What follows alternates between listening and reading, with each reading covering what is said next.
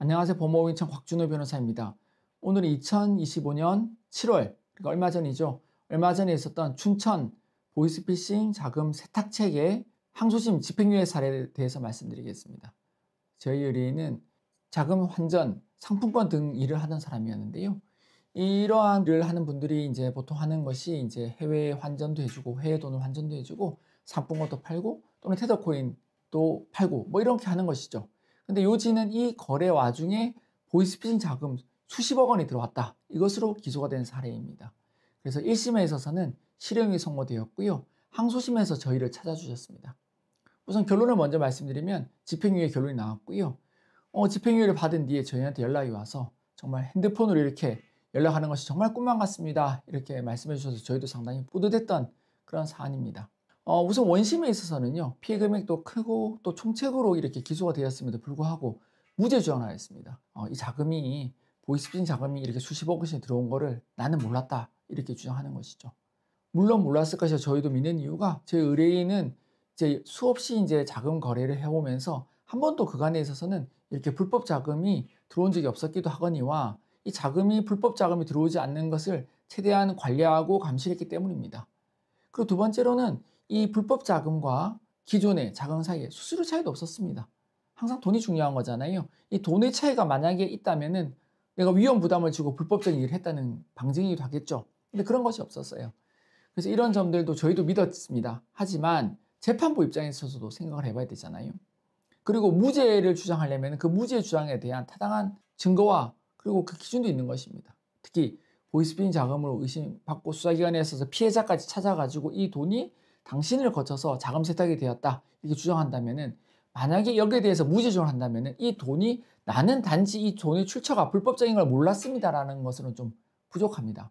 왜냐하면은 무죄 주장이라는 것은 공소장에 나와 있는 주장에 대해서 피고인이 반대되는 주장만 하는 것으로 끝나는 것이 아니라, 즉 내가 몰랐습니다라는 것으로 무죄가 나오는 것이 아니라 그 반대되는 것에 대한 증거를 제출해야 되는 것이거든요. 예컨대 이 자금은 이 피해자의 자금과 다른 것이다라든지, 또 이런 비슷한 사안에서 가장 많이 주장하는 것이 저는요 이게 보이스피싱 자금이 아니라 토토 자금이라고 생각해서 토토 돈, 불법 사이트 돈이라고 생각해서 그거 바꿔준 것이거든요. 그거 세탁해 준 것이거든요. 이렇게 주장합니다.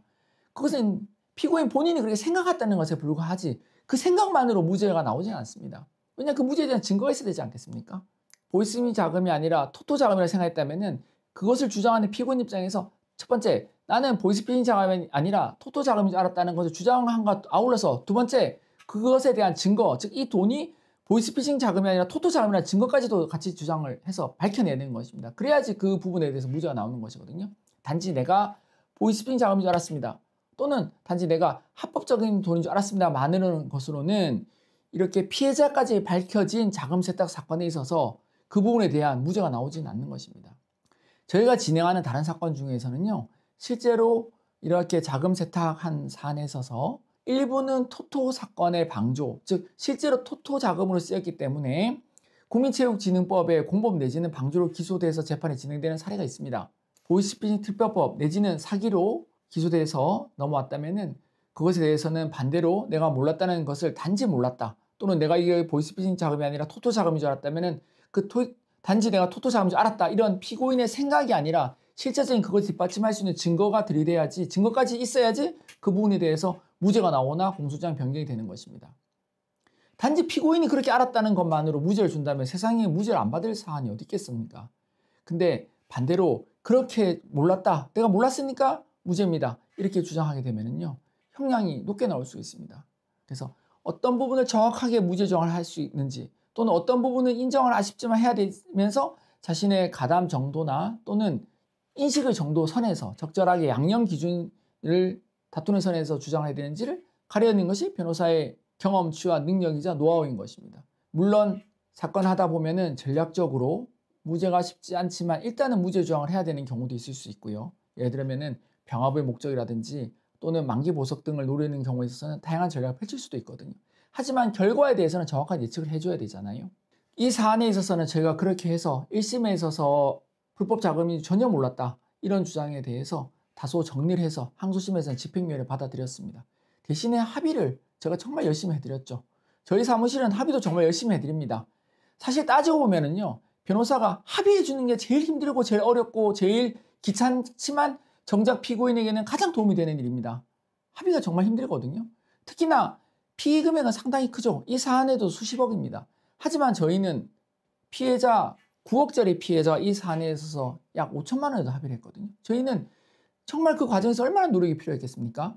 근데 일반적으로는 변호사가 이 사안에서처럼 1심에서처럼 무죄 주장을 하게 되면요, 이런 합의 과정 하나도 안 해도 됩니다. 얼마나 편한가요? 그 주장 근거도 피고인이 몰랐다는 거 정리하는 거니까 정말 간단하죠. 심플하죠. 마지막으로 피고인의 심정하고도 딱 일치하거든요. 그러니까 1심 재판 진행이 상당히 좀 수월한 것이죠. 하지만 그 결과는 보다시피 실형이 나오는 것입니다. 재판부에서 그 주장이 안 받아들일 주장이면은 아무리 피고인이 주장을 한다 한들, 아무리 내가 몰랐다고 한들 그 결과는 좋지 않거든요. 근데 이러한 부분을 정확하게 변호사가 이야기를 해줘야 되는 것이죠.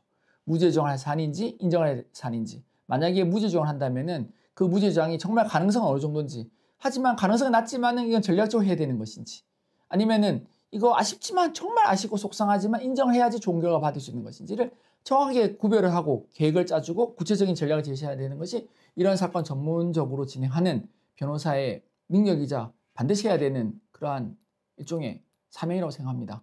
쉽게 말해서 돈값을 해줘야 되는 것입니다. 돈값이라는 것은 결국은 이 받은 수임료에서 최대한 일을 열심히 해주면서 동시에 피고인에게 좋은 결과가 나올 수 있는 방향을 최선을 다해서 조언해드리고 방향을 잡아드리는 것입니다.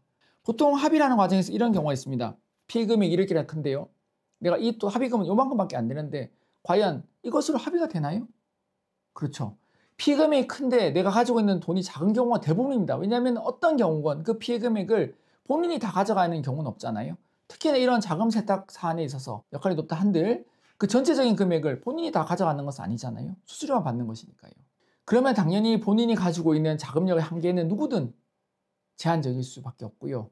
그렇다면 변호사가 이 전체적인 피해 금액 대비 준비될 수 있는 합의금을 얼마나 잘 효율적으로 잘 분배해 쓰는 것인지, 그 돈을 얼만큼 현실적으로 효율적으로 쓸 수 있는 것인지도 변호사의 가장 중요한 능력 중 하나인 것입니다. 합의를 안 해본 변호사는요, 무조건 피해 금액 크면은 합의를 하지 말자고 합니다. 그죠? 왜냐하면 이렇게 큰 금액 합의해도 소용이 없지 않냐. 근데 소용이 있습니다. 이렇게 저희는 합의를 해서 수십억 원의 피해 금액으로 잡힌 사안에서 집행유예를 받아들이는 것이거든요. 물론 그 과정이 쉽지는 않습니다. 정말 어렵죠. 하지만 그것은 저희 변호사들이 감내해야 되는 몫이고 당연히 해야 되는 일인 것이죠. 그래서 저희는 합의를 정말 정성껏 잘해드려서 좋은 결과를 받아들였습니다.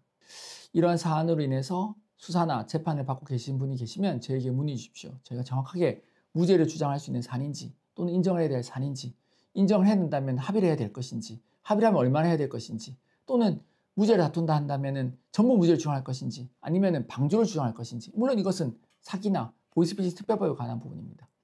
저에게 같은 연락 주시면 제가 성실하게 잘 상담드리겠습니다. 감사합니다.